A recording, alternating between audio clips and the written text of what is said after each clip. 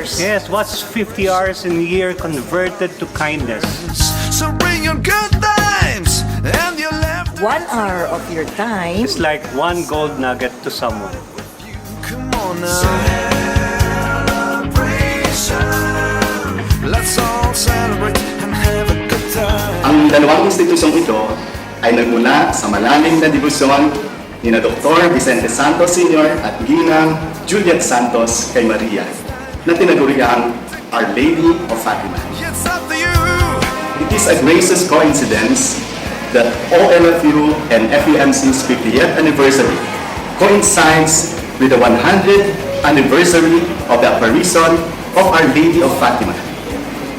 So the pilgrimage of the image of Our Lady of Fatima throughout the year 2017 is just a perfect timing and a heartfelt homage to our patroness. Come on.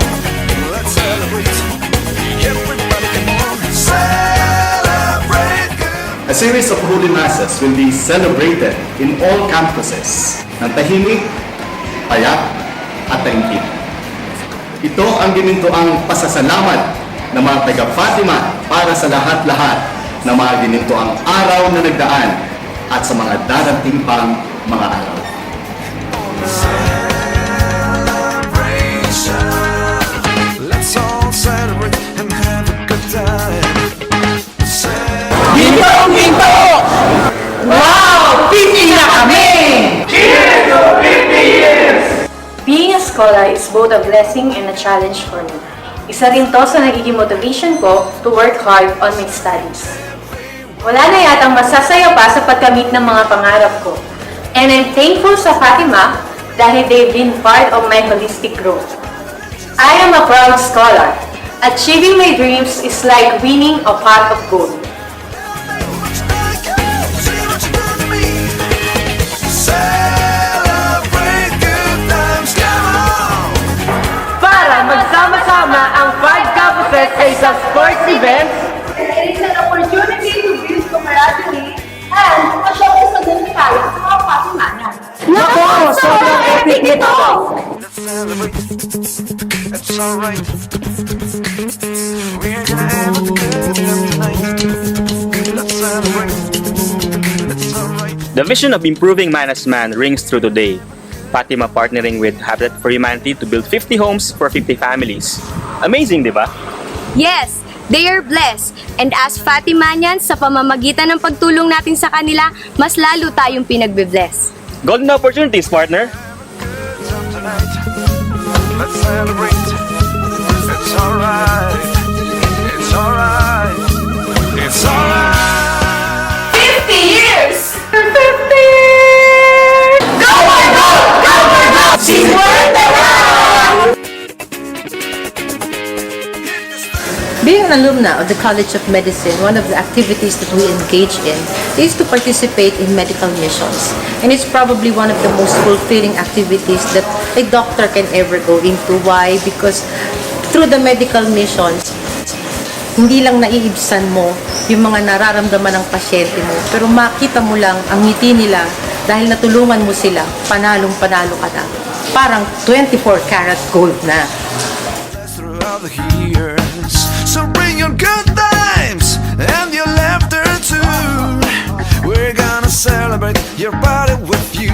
Come on. From Fatima's beginnings of a humble 25-bed hospital along MacArthur Highway to the highly expansive and progressive institution it is today, a simple dream of the founders, the challenges they encountered and overcame, how they thrived and won, and how we keep on winning today.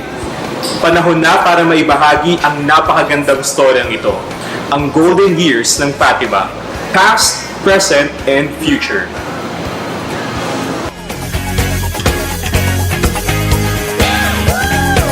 Let's celebrate. Everybody come on.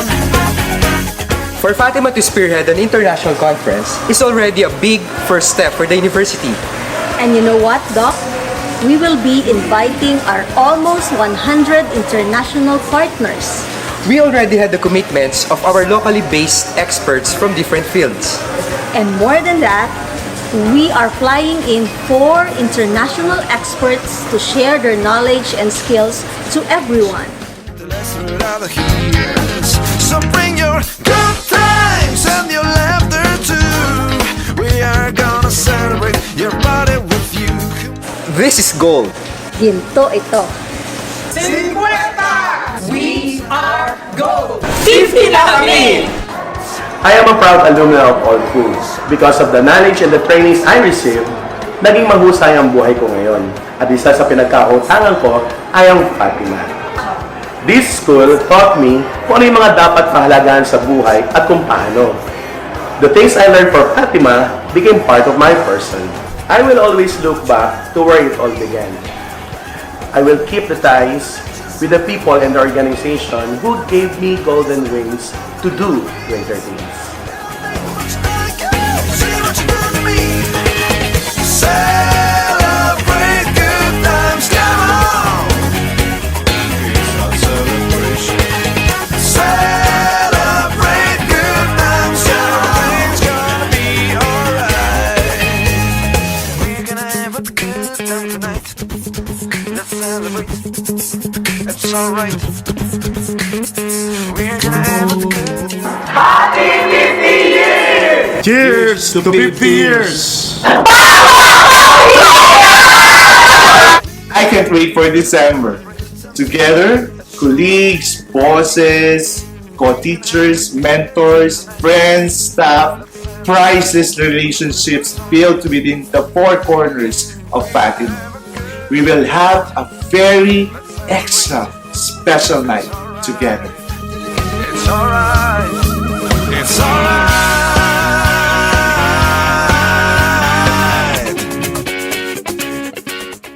And to be recognized and acknowledged for our efforts and initiatives. Napaka-special ng gabing ito. We will meet our exemplary champions, our outstanding performers, and even those with a strong spirit of volunteerism. As an awardee last year, I can say that the pride and joy one feels are simply immeasurable. 2017, truly golden. Have a good time tonight. Let's celebrate. It's alright. It's alright. It's alright. Too many more years, Fatima! Too much more, Fatima! Forward to the future, Fatima! 50 years! A glorious journey! To stay their hearts! We will reach at 50! We are on! 50 years!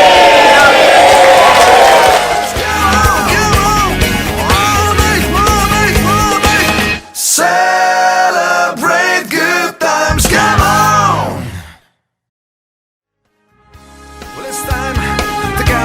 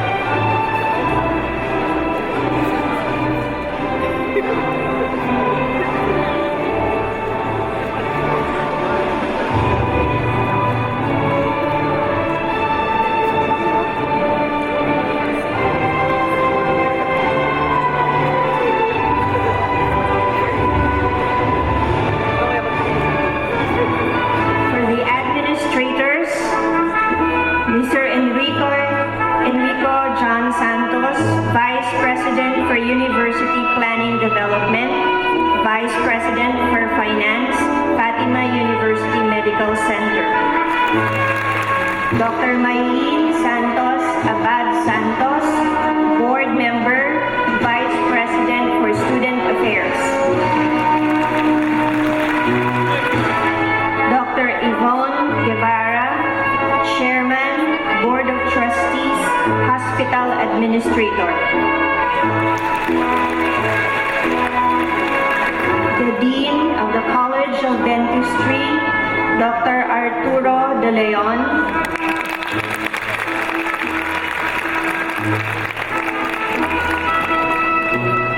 The Dean of the College of Medicine, Dr. Reynaldo Olazo.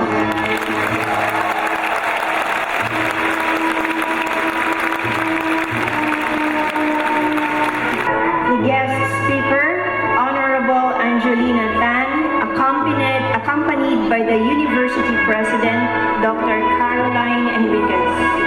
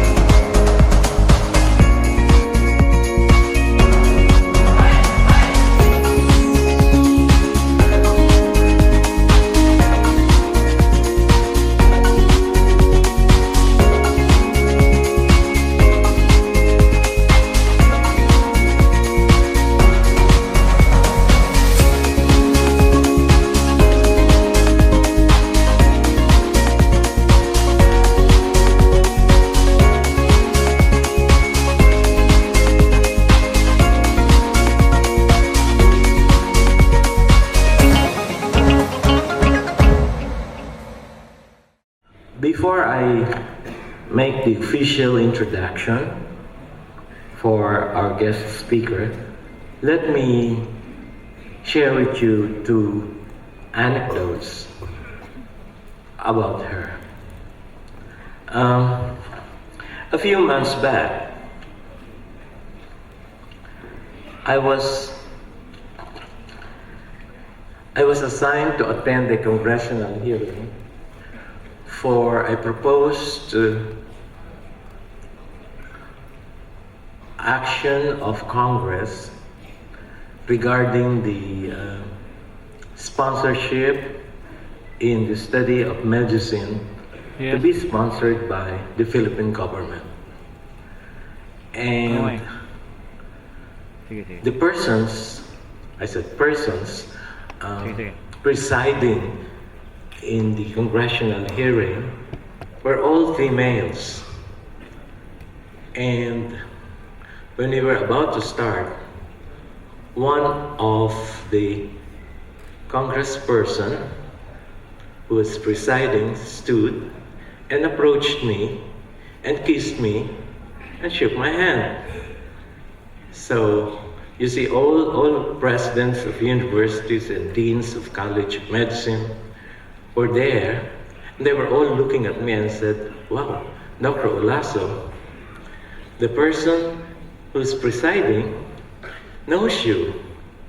And I was also surprised because when she said, "Sir, estudyante mo ako." She's our graduate and she belonged to class 2002. But of course, there are so many graduates of Fatima. And when I look at her name, I said, yes. Because when you were taking up medicine, you were already married, right? And then, that was the first time. The other instance is that during the World Family Physician Day, the Philippine Academy of Family Physicians, in one of its activities, had a guest speaker. And they were all saying that the guest speaker was so well versed about health because she is a major sponsor of the universal health coverage. And again, when I saw the name in the Viber and the Facebook, wow, so immediately I commented, of course, she is good. She was my student in Fatima. So that is Dr. Helen Tan, who belongs to class 2002. Congresswoman Helen Tan is a prolific and dynamic lady legislator that is renowned as a staunch advocate of public health, really public health. I'd like to think it's because you got it from FMCH. 4 years ba naman of FMCH? Her legislative agenda includes reforms in the health sector and the provision of essential social services for the Filipino, such as education and livelihood. Among the most notable legislations in her credit include Republic Act 10767 or the Comprehensive Tuberculosis Elimination Plan Act, the Republic Act 10645 as the mandatory public health coverage of all senior citizens, the Republic Act of 10644 or the Go Negosyo Act, Republic Act 10928, extending the validity of Philippine passport to 5 years. And then the Republic Act 10653, which increased to 82,000, the tax exemption allowance for other benefits various laws for the establishment of the multi-species marine hatchery for each of the 10 towns of the 4th District of Quezon. She is really a public servant who envisions a progressive, distinct, with reliable service and empowered citizens based on the agenda of healing, health, which means it's an acronym for healing is health, education, agriculture, livelihood, infrastructure, nature and environment, and good government, which was designed to address the persistent problems of her constituents. Congresswoman Helen graduated as a nurse and then as a doctor of medicine in our school and earned her master's in business administration and health from the Graduate School of Ateneo de Manila. She is the founder of the RAKKK People Medical Center Incorporated in Cumaca, Quezon.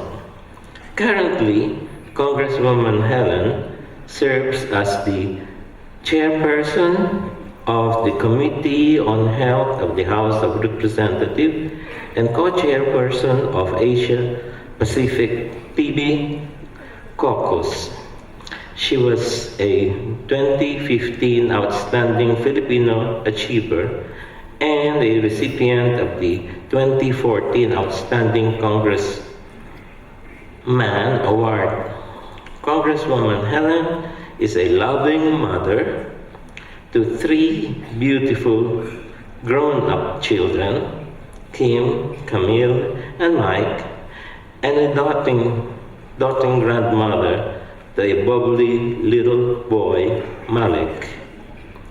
She is happily married to engineer Ronald Tan, an equally highly driven public servant. Ladies and gentlemen, please welcome the representative of the 4th District of Quezon and chairperson of the Committee on Health, House of Representatives, Congresswoman Helen Tan. I graduated. Dr. Caroline Marian Enriquez, University President. Dr. Vicente Santos Jr., President, Fatima University Medical Center. Dr. Yvonne Guevara, Hospital Administrator. Dr. Rebecca De Tuyo, Chief of Clinics. Dr. Reynaldo Olazo, Dean, College of Medicine. Dr. Arturo De Leon, Dean, College of Dentistry. Members of the Board of Trustees, administrators, faculty and staff, proud parents, members of the graduating class of 2018, ladies and gentlemen, good morning. Naantok pa kayo, no? Thank you for inviting me as your commencement speaker on this year's graduation ceremonies. I join each one of the graduating batch of 2018 in your celebration of momentous milestones in your life. Congratulations for hardly the College of Medicine and College of Dentistry. Allow me also to congratulate the proud parents and of course your loved ones for because of their prayers, diligence, and sacrifices, this occasion would have never been possible. Congratulations also to the men and women of Our Lady of Fatima University College of Medicine and Dentistry for a job well done. Yun pong kasabihan na those who can't do, they teach. Hindi po yan totoo pagdating sa medicine and dentistry because they can, that's why they teach. Yan po ang faculty natin dito sa Fatima.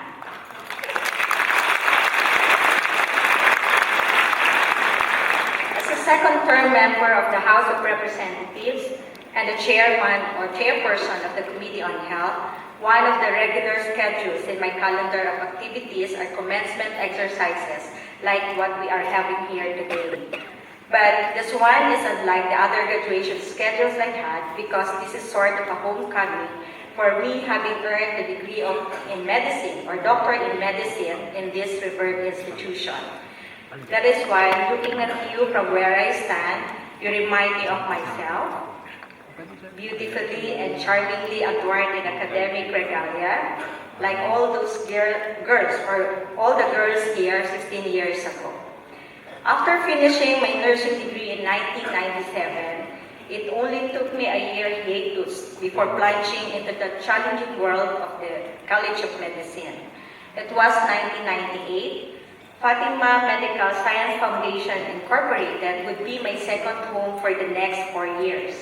It was here where I realized that studying medicine is very much like a marathon, not a sprint where one has to maximize efforts for endurance, in as much as a medical student has to surpass the prolonged difficulties of medical terminologies, workload, and burnout.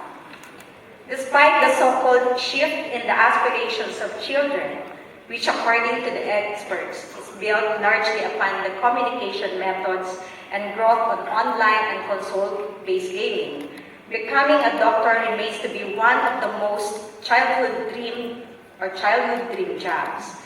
The reason may be because doctors command a certain respect, primarily due to the fact that they save people's lives. Becoming a doctor, however, is one of the most difficult career paths one can imagine, and each of you know this very well, physically, mentally, intellectually, emotionally, and financially. After going through countless lectures and lab hours among many other activities, perhaps you have already realized how true the saying was, which I even framed and is now hanging in front of my office table in Congress, and it says, "Given enough coffee, I could rule the world." Do you agree? Yes. They agree. Maybe so many of you would one day partly attribute the privilege of signing the letters MD or DMD to the power of a fine coffee. That is why what kind of doctors you would be may be determined by the kind of coffee that you drink. Are you a black coffee drinker? If you are straightforward and you like to keep things simple, which means as a doctor, you are not the kind that would beat around the bush but would tell your patients head-on that he has only 5 days to live. No further explanation except that you're supposed to tell him the bad news 4 days ago. Those who like espresso love taking leadership roles and are also hardworking. If you are, you should aspire to become PhilHealth president someday. Or are you a latte drinker? Then the tendency is that you are neurotic and you like to please people. If you are, you still have plenty of time shifting to a career in law. Seriously, are you a cappuccino, frappuccino, or instant coffee or soy milk drinker? Pakibasa na lang po si Ryoko. I don't know if you know him, but he's a coffee blogger of I Love Coffee who actually published a result or wrote about the results on the recent study about the habits of a coffee drinker. As you stand today at one of the many crossroads in your medical career, you must realize that things, particularly after getting your medical degree, will only get a lot harder and more difficult as you are now ready to transition from theory to practice, from basic clinical sciences to actual patient care, and from a classroom environment to a hospital setting. You are now ready to become interns and serve in a hospital. It will be a period of adjustment on your part. New surroundings, greater responsibilities, and worse, new personalities to deal with. Wala na yung dati yung beshi or mga supportive na classmates and friends. Pero malamang magkakaroon kayo ng mga bago. Slowly, you realize, especially if you are the kind of person who is easily enticed to attending high school and college reunions, that many of your classmates in high schools or during the pre-med days are now happily married or maybe have productive careers. Pero, how about you? Single pa rin kayo. Nag-aaral pa rin kayo. Marami po akong kilalang ganyan. Mabuti na lang nung nag-aaral po ako ng medisina, may asawa na ako at 3 anak. Paano daw naman kasi nangarap kayong maging doktor. Pwede naman kayong mag-artista. Diba? But don't you worry or envy them. At least, you now have the privilege of signing behind your name the letters MD and DMD. Sa mga babae, hindi man nadagdagan ang ipelyedo ng iba sa inyo, madadagdagan naman ng 2 o 3 letra ang inyong pangalan sa dulo. It will be during your internship when you will first don your white coat. Doctors wear long white coats as a symbol of professionalism and caring. It is a powerful symbol of compassion and honor and a standard against which doctors must measure their every act of care to patients who trust them. Professionalism and caring, compassion and honor, this should not be lost in your journey as a doctor and are often seen in the humdrum in everyday life as a practitioner, such as regularly observing your clinic hours, which not only show your respect to other people's time, but a change in mindset from physician-centered to patient-centered care, which will be one of our bottom lines. The rapid technological developments did not only save countless lives and improve the quality of life of our patients and their families, but also make medical profession prone to public scrutiny and therefore very challenging. The social media have recently fueled the rise in complaints against doctors.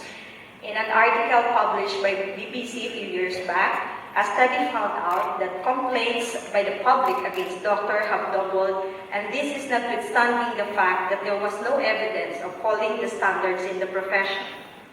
The report reveals that patients are now better informed about their health, have higher expectations of doctors, and tend to treat them with less deference than they used to. It further shows that social media is also had a role to play in the rise of complaints because it encouraged people to discuss their experiences of the medical profession in public forums and allowed information to be easily accessed and shared. You must have heard of a recent incident where pictures showing the sleeping doctors and nurses in the ER of a known hospital here in Metro Manila were uploaded and went viral on social media. Although the officials have already denied negligence on their part and have since appointed emergency medicine monitors to keep watch over personnel on duty, this incident had placed the members of medical profession in a bad light. So I urge you to take up the cudgels for the medical profession by showing the way forward and living to the highest expectations of the public. Relative to this, I wish to inform you that I have filed the enactment of the Physicians Act that will regulate the medical education, licensure, residency, and practice of medicine in the Philippines. It repeals the Medical Act 1959 in order to ensure the efficiency and responsiveness of the different aspects of the medical profession like medical education, internship training and residency, licensure examination and registration of physicians, practice of medicine, integration in one accredited professional organization, and promotion of competence, moral values, and professional standards. Personally, marami na po akong nakita o inabutang problema starting from clerkship to residency to the medical practice, and unfortunately, many of these problems are still here with us today. The white coat is not just your uniform.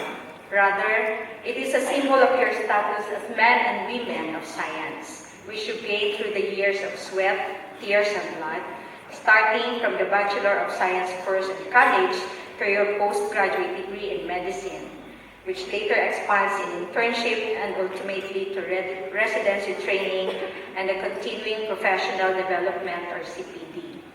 But for now, you are ready to take on the world of the postgraduate internship. Being a PGI will be one of the most exciting milestones in your medical education. It will be a time to hone your clinical skills and prepare for the crucial test, which is the licensure examination. And achieving your goal of becoming a doctor depends on the part of the choice of a right hospital. There are different kinds of training hospitals. There are those who will make you jack of all trades, master of none, and those that will get Hippocrates of cost out of you. There are those who will train your energy and patience through endless errands, and those that will let you drink the fountain of clinical knowledge of their residents and consultants. There are those who will give you 12 hours or less of duty hours, or those that will punish your body and soul through 24 hours duties or even beyond. The internship can either break or make you. It is here where your clinical eye and mind will be trained under the guidance of your residents, who will be your masters from now at kayo ang kanilang mga utusan. That's why you need to be careful in your choice of the hospital. One choice, for example, is between public and private hospital. Sa private, generally, we all know mas maganda ang kalagayan compared to public hospitals na karamihan mahihirap ang pasyente at kadalasan kulang or walang gamot at equipment. Patients in private hospitals are particularly amusing. Kadalasan, mas marunong pa sila kaysa sa doktor. Many private hospitals, though, offer better stipends, allowances, and comfortable working conditions compared to public hospitals, which do not usually offer these privileges. But in most instances, doctors' quarters nowadays are much better and duty hours are much shorter compared to the 36 hours that we used to have. On the other hand, public hospitals, because they usually have all kinds of cases and sometimes lack resources, can bring out the best in you by teaching you how to improvise equipment, like emptying mineral water bottle as a respiratory hood, tulad po nung napanood siguro ninyo na nangyari sa isang ospital sa Pampanga, kamakailan. It is always wise to choose a hospital that will complement your strengths and weaknesses, or one that will bring out the best in you. Location, stipend, specialization, and schedule, to name a few, are among the many factors that you will have to closely consider in your choice of hospital before going through the countless lectures, lab hours, and ward rotations, among many other activities as PGIs, which will make a good practitioner out of you. These are the many things that you will have to think about after graduation as you go through different specialties that will further hone your diagnostic and therapeutic skills. The truth is, hindi pa kayo tapos or hindi pa tapos ang inyong hirap at gastos, but you are almost over the humps. I know fully well how expensive it is to become a doctor in this country, being a doctor myself and having 2 children who also took medicine. That is why I filed a proposed Medical Scholarship and Return of Service Program Act, which was already approved by the House of Representatives and is now pending in the Senate. This important health legislation stems from a constant engagement in numerous medical missions that started even my foray in politics. The substituted version of this measure, which is one of the early registrations that I crafted during my first term, is my personal response to what I have seen as an enormously urgent need of the masses of the people for medical services, especially those living in the remote areas. Based on the data of the Department of Health, Philippines is short of 15,000 doctors to be able to adequately meet the needs of Filipino each year. The county has a ratio of 1 doctor for every 33,000 patients, with only 2,600 doctors produced a year. There is a lack of volunteers willing to go to rural areas. So for those of you here who are ready to take up the challenge of serving as our future doctors to the various, like the path that was taken by the likes of Dr. Juan Clavier and Dr. Dreyfus Perlas, or those who had championed the marginalized patients, I take my hat off to each one of you. To those who are not, no pressure, pero mas maganda kung mape-pressure kayo. Kailangan po natin ng doktor sa malalayong lugar. I would like to assume that each one of you had the occasion to watch the movie Patch Adams. It is a story of a heroic man named Hunter Patch Adams who was determined to become a doctor because he enjoys helping people.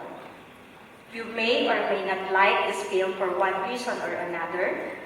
You may or may not agree with its fundamental premises, but the film contains some precious gems that you will find useful as you journey into your dream of becoming a doctor. So let me leave you these 3 perspectives. Number 1, resist indifference. Instead, be compassionate. Patch Adams said, and let me quote a line from the movie, "Death is not the enemy, sir. Indifference is. You treat the disease, you win, you lose. You treat the person, I guarantee you, you'll win no matter what the outcome." I am sure your professors have told you in one way or another that people will die despite your very best efforts. That complications will occur even to the most skilled and cautious. Doctors cannot guarantee that every single person who will show up to his or her office will get well or will live. But doctors can and must guarantee that everyone, without single exception, will be treated humanely. For doctors, primum non nocere, or first, do no harm, is always the order of the day. It's one thing some of our officials failed to see or to do when Degvaxia, a newly developed vaccine against dengue, was hastily introduced en masse. The proponents of this vaccine saw that vaccine or the dengue cases were up, but they never looked down the fact that the clinical trials on Degvaxia are yet to be completed before they launch the program. Sadly, they saw the trees, not the forest. They saw dengue, not the person. They saw the promise of a vaccine, but not the hundreds of thousands of public school children. As doctors, we cannot afford to be indifferent. Instead, we need to be compassionate in the exercise of our noble profession. Compassion, in a literal sense, means to suffer together. It is a feeling that arises when you are confronted with another's suffering and feel motivated to relieve that suffering. The desire to help, to make difference in the life of another human being, is what separates compassion from empathy and altruism. Number 2, remember your purpose. Or maybe we can put it in a different frame. Remember why you are here. Remember why you came. Bakit ka nga ba nagdoktor? Bakit sa Fatima ka nagdoktor? Gusto mo lang bang sumikat, maging magaling, o yumaman? Or is it your heart's desire to help? To alleviate pain and sufferings of another person? Or a desire to improve man as a man by developing individuals through legacy of excellent education and compassionate value formation? Our university's mission further explained this vision. Sabi niya, the noble dictum, improving man as man, embodies the existence of Our Lady of Fatima University as an educational institution dedicated to the holistic formation of men and women, imbued with necessary skills, virtues, and academic development. So as Fatimanians, remember your purpose. Remember why you came. Sabi ni Patch Adams, the purpose of a doctor or any human in general should not be to simply delay the death of the patient, but to increase the quality of life. And this brings me to number 3, which is also the last perspective I want to leave with you. Actively participate in your society. When I was invited by the Ateneo School of Medicine and Public Health last May to give a lecture to help its students develop skills and knowledge to care not only for individual patients, but also to undertake public health solutions to address health and social problems of the community, I mentioned the story, which I also want to share with you today. It was a story about a medical student who shifted to sociology course. The story invites us to rethink the power of harnessing social engagement, more particularly in terms of addressing and social problems. When asked about why he took up sociology instead of finishing his medical education, the student reasoned that with medicine, he could only heal those patients who would come to him. But with sociology, he could help heal the diseases to his society, or what our national hero, Dr. Jose Rizal, referred to as the social cancer. Becoming a doctor is not just about developing clinical skills and knowledge to care for individual patients. It is also about advocating for patients' welfare and offering concrete public health solutions to address health and social problems of the community, in as much as poverty and poor health are inextricably linked. The causes of poor health for millions globally are rooted in political, social, and economic injustices. Poverty is both a cause and a consequence of poor health. Poverty increases the chance of poor health. Poor health in turn traps the community in poverty. Infectious and neglected tropical diseases kill and weaken millions of the poorest of the poor and the most vulnerable people each year.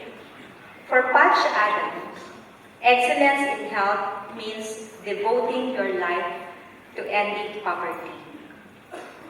Last June, I was invited by the President of the United Nations in a General Assembly to speak in New York at the Interactive Civil Society Organization hearing on tuberculosis, which is one of my advocacies. And this serves as a part of the preparation for the United Nations high-level meeting on tuberculosis this coming September.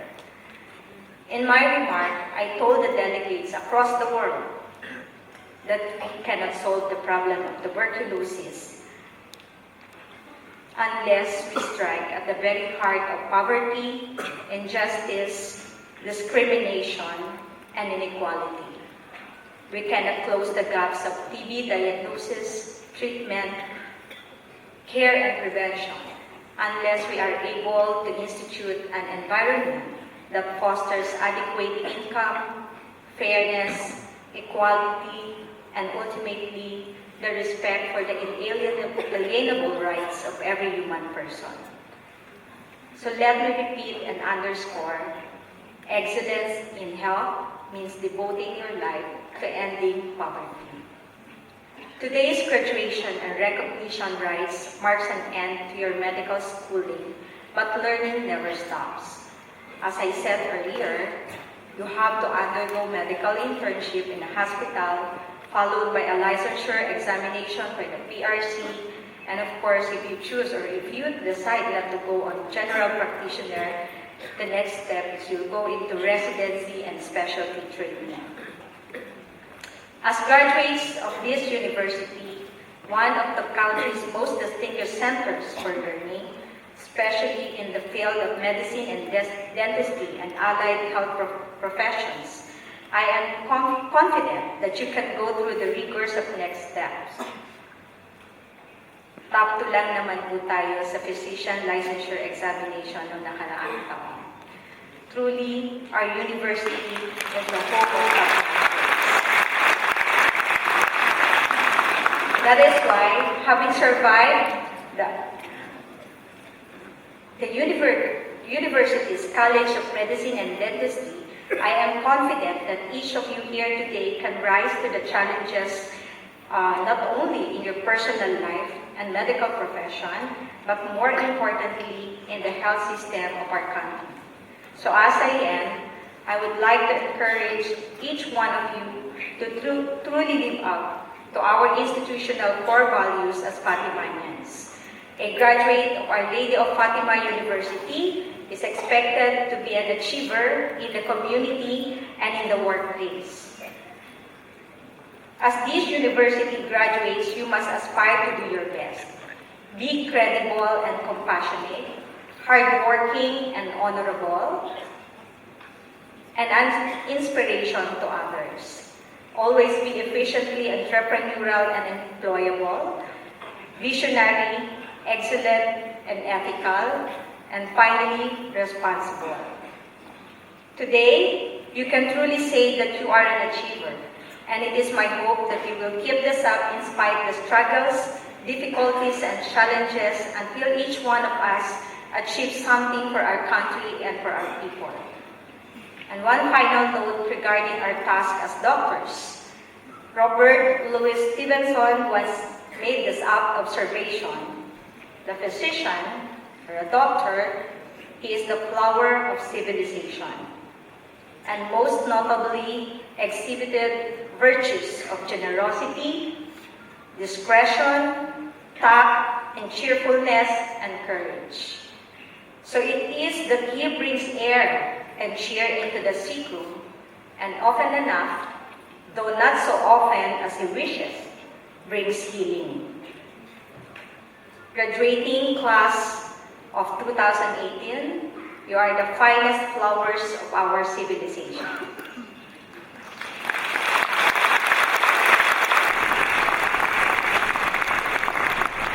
As doctors, you stand to symbolize not only beauty, sympathy, love, and hope, but the promise of a new beginning.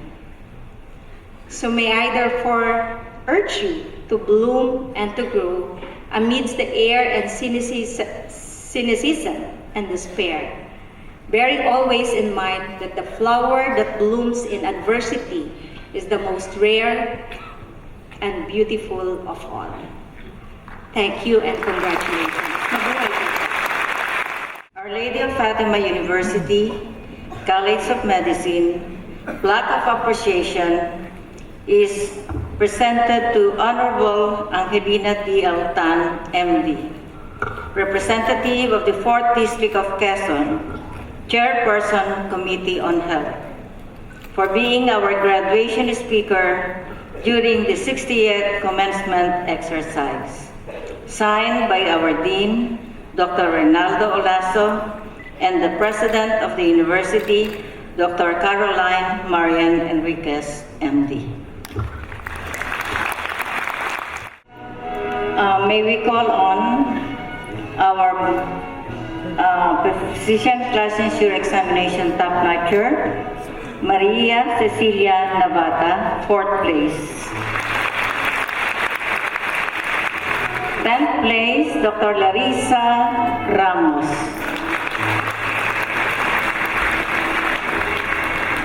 Our cum laude, Revalida Merit Awardee, Dr. Alma Tapayo Binduan. The most outstanding clerk, Dr. James Lloyd Austria. On behalf of the graduating class, may I petition the University President to bestow upon us the hoods and the colors symbolic of the degrees of the Doctor of Medicine and Doctor of Dental Medicine. We shall always cherish it with the dignity and the honor that it deserves. Thank you. Doctor of Medicine and Doctor of Dental Medicine. These candidates have satisfactorily completed all the requirements prescribed for the said degrees. Conferment of degree. By virtue of the authority vested in me by the Board of Trustees, I hereby confer upon you the hood and the colors symbolic of the degrees Doctor of Medicine, Doctor of Dental Medicine, together with all the rights and privileges as well as the obligations thereto appertaining. May you always wear them with the dignity and the compassion that your profession and your alma mater can be proud of. Congratulations.